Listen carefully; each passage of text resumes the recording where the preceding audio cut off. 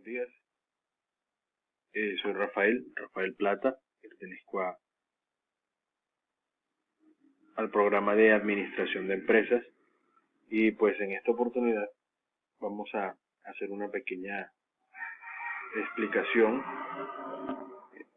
de lo que son los impuestos, ¿no? A tres niveles propiamente, lo veremos más adelante. Vemos con claridad que tenemos que, primero que todo, definirlos, ¿no? Entonces, los impuestos son un tributo que tiene como fundamento el numeral 9 del artículo 95 de la Constitución Nacional, a través del cual se establece como responsabilidad de los miembros de la comunidad nacional de los colombianos contribuir a los gastos e inversiones del Estado dentro de los conceptos de justicia y equidad. Entonces, las autoridades tributarias del país fundamentalmente se encargan de hacer esta recolección de estos aportes fundamentalmente y de llevar un control de los mismos. Son la DIAN, la Secretaría de Hacienda, en los aspectos de la parte departamental, en la parte municipal y distrital propiamente dicha. Bueno, entonces en este momento vamos a iniciar con esta explicación desde la parte. Vamos a iniciar con estos recursos financieros para el cumplimiento de sus fines, lo cual se encuentra una buena respuesta en la tributación. La tributación es la fuente más importante y regular que influye por los ingresos, ¿no? Tanto del país como de las regiones. Por ello, no se concibe la existencia de sociedades políticas que no requieran de este medio de subsistencia. Es como un ejemplo claro para sobrevivir, para que las entidades puedan sobrevivir, se den los procesos de inversión, en fin. Iniciamos entonces con la parte distrital, ¿sí? Los impuestos distritales. El fisco distrital se nutre de los tributos en sus especies de impuestos, tasas y contribuciones. Por ello, resulta conveniente de esta forma intentar una definición de las mismas a partir de la jurisprudencia constitucional vertida particularmente sobre ello. Entonces iniciamos con nuestros primeros impuestos, que es el impuesto de la industria y comercio. ¿Sí? La industria y comercio, también conocido como ICA, es un impuesto directo de carácter municipal que grava las siguientes actividades que se realicen en la jurisdicción del distrito capital, de forma permanente o ocasional, en inmueble determinado con establecimiento de comercio o sin este propiamente.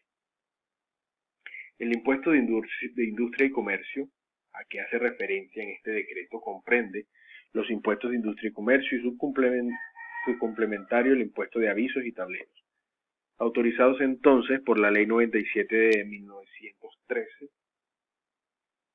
los decretos de la Ley 1333 del 86 y 1421 del 93. Entonces, el hecho generador de este impuesto está constituido por el ejercicio o la realización directa o indirecta de cualquier actividad industrial, comercial o de servicios en la jurisdicción del distrito capital, ya sea que se cumplan de forma permanente o ocasional en inmueble determinado con establecimiento de comercio o sin él. Por otra parte está la actividad industrial.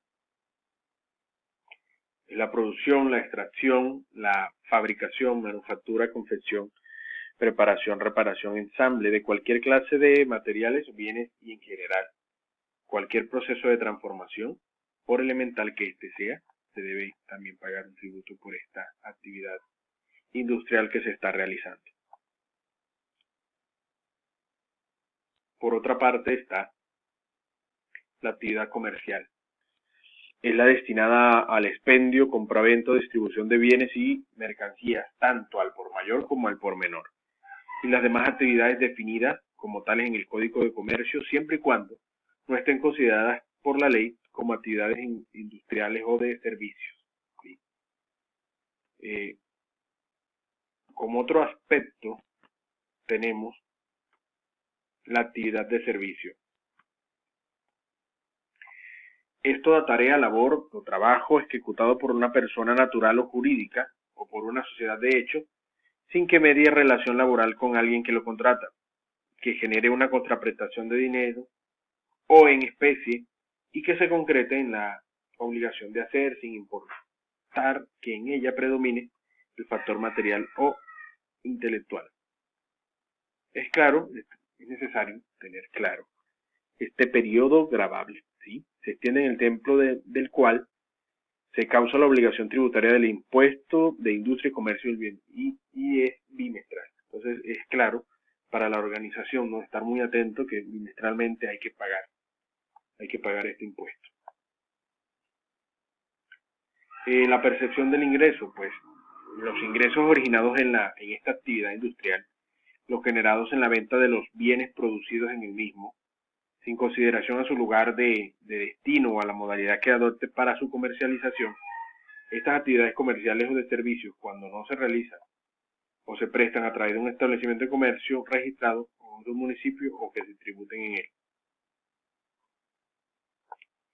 Esto que decía anteriormente es clave porque las entidades gubernamentales tienen que hacer el seguimiento para que se dé la transparencia frente a los pagos, ¿no?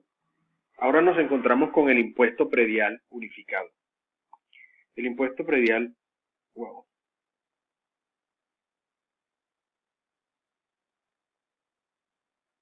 El impuesto predial unificado es un tributo que grava los inmuebles, lotes, apartamentos, casas, edificios, parqueaderos, etcétera, que se encuentran ubicados en el distrito capital. Se genera por la existencia de predio y su periodo gravable anual. El periodo gravable para este tipo de impuesto predial está desde el 1 de enero al 31 de diciembre del respectivo año. También muy atentos con este dato. Entonces, ¿cómo se calcula este impuesto no predial? Para liquidar este impuesto predial, se debe tomar el valor del avalúo catastral y se le aplica la tarifa, dependiendo del uso y el avalúo del predio, teniendo en cuenta si existe o no un ajuste de la categoría del predio determinado. De esta forma, se obtiene el valor que se debe pagar por el impuesto, propiamente. Aquí vemos un ejemplo claro de cómo las entidades gubernamentales, en este caso la Secretaría de Hacienda de la ciudad de Valledupar, se ha generado todo un mecanismo ahora con esto del COVID, de que se ayude, ¿no?, al contribuyente a que desde su casa, por múltiples herramientas, ¿no?, de las entidades financieras, por PSE, que es lo más sencillo y más utilizado en este tiempo, se puedan cumplir con las obligaciones del impuesto predial. Y también existen muchas campañas con cada Secretaría de Hacienda particularmente las realiza para el pronto pago, para cuando están teniendo una deuda con dicha institución, para que la gente, para que se mueva un poco la cartera frente a esto, porque hay situaciones y ciudades donde sí que la parte de Hacienda está bastante quedada frente a esto. Y más ahora, ¿no?, con estas condiciones socioeconómicas bastante complejas.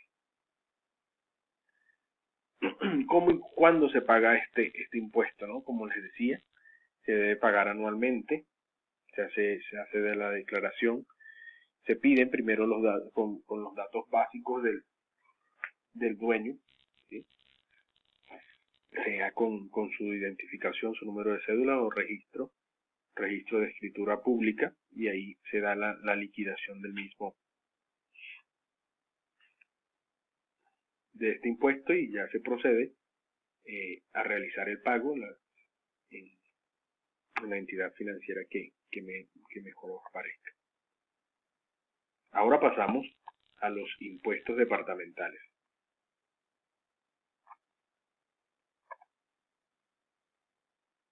Nos encontramos con el primer impuesto. Entramos entonces con el primer impuesto sobre los vehículos y los automotores. La ley 488 de 1998 creó el impuesto sobre vehículos y automotores, que sustituyó propiamente a los impuestos de timbre nacional y de circulación de tránsito. Este impuesto de vehículos y automotores es de carácter directo y debe ser liquidado por los entes territoriales propiamente a tarifas diferenciales según sea el modelo, cilindraje, valor comercial del automotor. Y en algunos municipios se hace con base al avalúo comercial del vehículo realizado por el Ministerio de Transporte, que expide resoluciones periódicas sobre el valor actual de cada automotor. Entonces hay que estar muy atentos frente a eso. Ahora nos encontramos, ¿no? El sujeto pasivo de este impuesto es el propietario del vehículo o del automotor. El hecho generador del impuesto está la propiedad o la posesión de los vehículos gravados propiamente.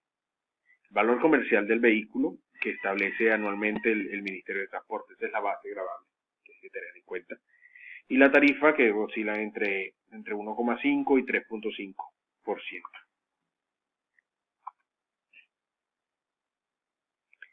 No se encuentran grabados por el impuesto lo siguiente, ¿no? Las bicicletas, las motonetas, las motocicletas con un motor de 125 centímetros cúbicos, los vehículos o maquinarias de uso industrial que por características no estén destinadas a transitar por las vías de uso público o privados abiertas al público. También los tractores para trabajo agrícola, trilladoras y demás maquinarias agrícolas. Los tractores de oruga, sobre oruga, cargadores, mototrillas, compactadoras, motoniveladoras y maquinaria similar a la construcción de vías públicas. Están exentas. Entonces ahora nos encontramos con el impuesto de registro, creado por el Congreso de la República mediante la Ley 223 del 95. Todos los actos, documentos o contratos que deben registrarse ante la Cámara de Comercio y en las oficinas de instrumentos públicos. El impuesto se causa en el momento de la solicitud e inscripción en el registro. Seguimos ahora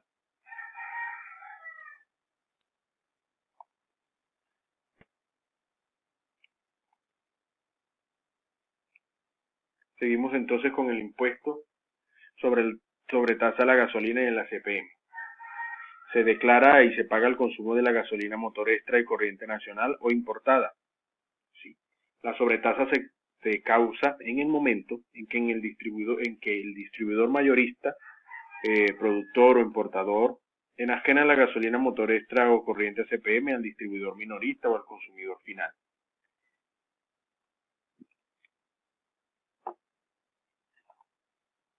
Seguimos con el hecho generador, que es el consumo de la gasolina extra, corriente, nacional o importada. Los sujetos pasivos, los contribuyentes del impuesto al consumo de la gasolina son los distribuidores mayoristas de gasolina motor extra y corriente. Los productores o importadores son responsables directos de los impuestos de los transportadores y expendedores al detalle. Clave eso. La base gravable está constituida por el valor de referencia de venta al público que la gasolina motor, tanto extra como corriente por galón, que certifique mensualmente el Ministerio de Minas y Energía. Nos encontramos ahora con el impuesto al consumo de cigarrillos y tabaco, presente en la Ley 223 de 1995. El hecho generador está constituido por el consumo de cigarrillos y tabaco elaborado en la jurisdicción de los departamentos. Se causa en el momento en el que el productor los entrega en fábrica o en planta para su distribución, venta o permuta en el país, o para publicidad, promoción, donación, comisión, o se destina al autoconsumo. El sujeto pasivo son los productores, los importadores y, solidariamente con ellos, los distribuidores. Además, son responsables directos los transportadores y expendedores al detalle, cuando no puedan justificar en su debida procedencia, ¿no?, de los productos que transportan o expenden. La causación, en este caso, de productos nacionales, el impuesto, se causa en el momento que el productor los entrega a la fábrica o la planta para su distribución.